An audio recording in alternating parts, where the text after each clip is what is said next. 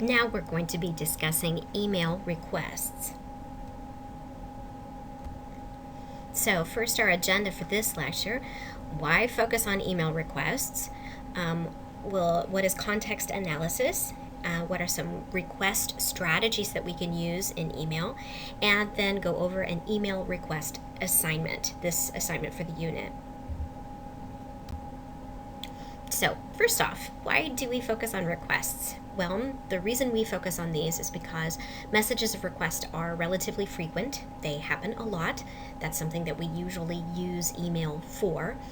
They are culturally influenced in that the way you go about making a request, especially in writing, is influenced by your culture. So what's appropriate to ask for or what is not appropriate. In addition, requests are linguistically complex. It's not as simple as just saying, give me this, because there's a lot of information impacted there. So looking at requests via email is productive for us. First, we're going to do some context analysis, looking at the context of a request in an email. When you choose your approach for an email request, you have to think about the social status of both you and the person you're sending it to, the distance of your position, so how much distance is between you from a social standpoint, and the level of imposition of the request that you're making. Now, the meme that you see on the screen is a joke on the different levels of context for an email request. So say you send an email to your professor and they take a while to respond to it, and then you send an email back to them and say, Professor, why you no respond to my email? This is not appropriate, and that's why this is funny. So we're going to discuss what kinds of things are appropriate or inappropriate when we're making a request via email, and use context analysis to help us do that. So when you look at the context of your request, there are certain areas that you need to consider that we've already talked about. First of all, social status, distance, and then imposition of the request. Social status refers to the level for this recipient. So is the person that you're sending the email to have equal status to you? Is their status lower than yours, or is it higher than yours? This is important for you to think about. In terms of distance, when you look at the relationship between the two of you, do you have a close relationship? So do you have a very informal relationship, therefore? Are you fairly close? Are you not so close? Or are you quite distant? So a close relationship would be a good friend, a member of your family. Someone who's fairly close might be a classmate or a colleague at work who you talk to on a regular basis. Someone who's not so close is someone that you know who they are. Maybe you've spoken to them before, but you don't speak to them regularly. Someone who's quite distant would be the president of your company, the chairman of your department, someone who's quite distant from you. The president of the university is another good example. The imposition of the request is how much your request, basically what you want, imposes on the receiver. So how much are you asking for? Is the thing you're asking for not very big? Is it not a large imposition? Is it just a small one or a moderate one, or is it a great deal of imposition? So you basically have to know how much are you actually asking for the other person to do.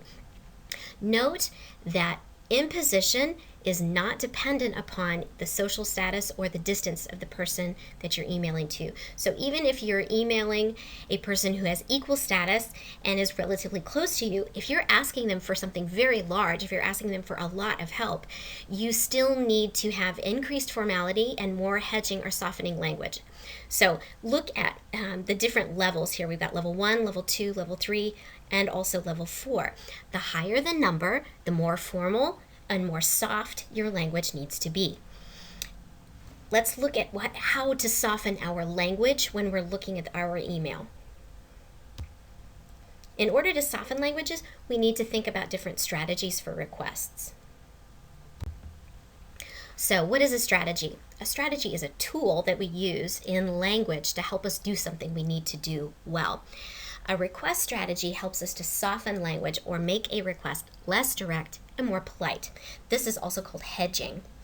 We can pick and choose strategies depending on the situation. There are several different ones that you can choose. You don't have to use all of them. And in fact, you ought not to use all of them in the same email. It's possible to use maybe one or two in an email, but not every single one. Some examples of request strategies. Let's look at the different levels. First of all, you have a direct statement. I want my exam. This is not a request. This is just a statement of fact. This is what you want. But this does not require any effort on the part of the recipient.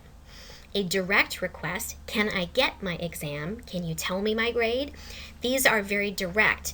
So in a situation where you have equal status, these would probably be very, very easy. These would be appropriate. But in situations where your social distance or your relative positions are very different, these would not be appropriate. We would need to move to a more softened request.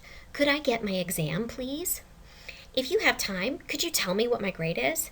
Notice that the sentences become longer and longer, and the longer they are, the more polite they are. This is not a hard and fast, but a general rule in American English. The more words they are, they tend to be more polite. Something that's very important is to avoid request plus command statements.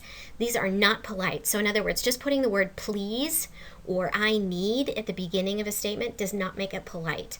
Please give me feedback on my paper. This is actually a command. So a professor can say to you, please turn in your paper. This is not really a polite request. This is a command. It would be like your mom telling you, please clean your room now, or you're not going out later. True requests take the form of questions, and it's very common to use can or could. Could is generally considered more polite than can. Could you give me feedback on my paper? Could you tell me my score? An additional strategy would be what is called sentential embedding, where we take a sentence and we embed it in another. I was wondering if it would be possible for me to get the assignment from yesterday. So if we explore this statement, we can pick out the direct statement, I want the assignment from yesterday. We make that into a request, but we embed it into another sentence. Notice that this is not a question, because I was wondering if, we're making this a conditional statement that I was wondering about. In addition, we have, I wanted to ask if we went over any additional information in the meeting after I left. I wanted to ask. Notice that this doesn't actually ask. We could say, did we go over any additional information? But this is a strategy for embedding it in another sentence, which increases the softening language. Some steps completed statements are another strategy we can use to make a request. So in other words, you indicate what you have done up to this point, and then you ask for help in knowing the next step. So I have looked over the slides, and now I need to know what to do next. I have already read the reports, but I'm not sure what I should do now. I got my feedback from Anissa, but I'm not sure if I need to write a second draft. These would be a way to request the second clause. I need to know this second thing, but this is what I've already done, so that you show that you're making progress. Also, when you know that there is an imposition involved, perhaps this is a larger imposition or a greater request for time, you're asking them for something quite large, try to minimize the imposition by starting with a phrase like, if it isn't too much trouble, or if you don't mind. This is giving power to the recipient. In other words, saying you can choose whether or not you want to do this, and I'm hoping that it won't be too much trouble for you. Finally, we need to acknowledge the value of time. You might have already noticed that Americans value time a lot because time is a possession. It's something that you can use, give, or lose. It's important to acknowledge the value of someone else's time when you're making a request. So especially use this when you know that what you're asking for is going to take either time or a lot of effort. If you have time, could you give me feedback on my paper? I know you are busy, but would you mind doing this for me? These are ways to acknowledge the value of the other person's effort on your behalf. To sum up, when we're composing a request via email, we need to consider the context of the situation. We need to think about the status of the person that we're sending the email to relative to our own, how much of a relational distance there is, so how close is our relationship, and how big is the thing that we're actually asking for?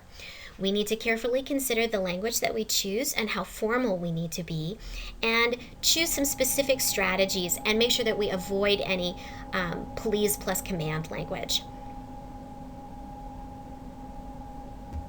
Okay, I hope these 2 lectures were helpful in refreshing your knowledge of email. I hope that helped to solidify what you already knew. Now we're going to move on to the assignment for this unit.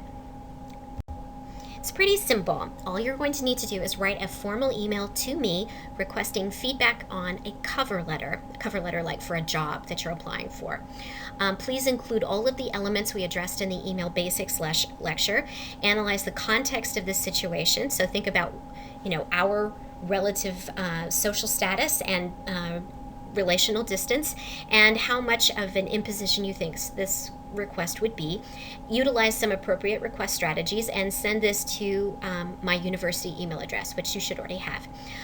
This is not going to be submitted via the course website because, of course, it's an email and we need to use the email function. You'll find these guidelines also on the course website as well.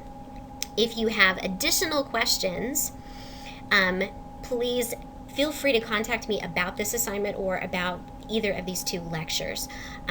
Make sure that your subject line is appropriate for the assignment, that it doesn't say email request assignment. That would not be an appropriate subject line for this email. Thanks very much, and I hope to be hearing from you soon.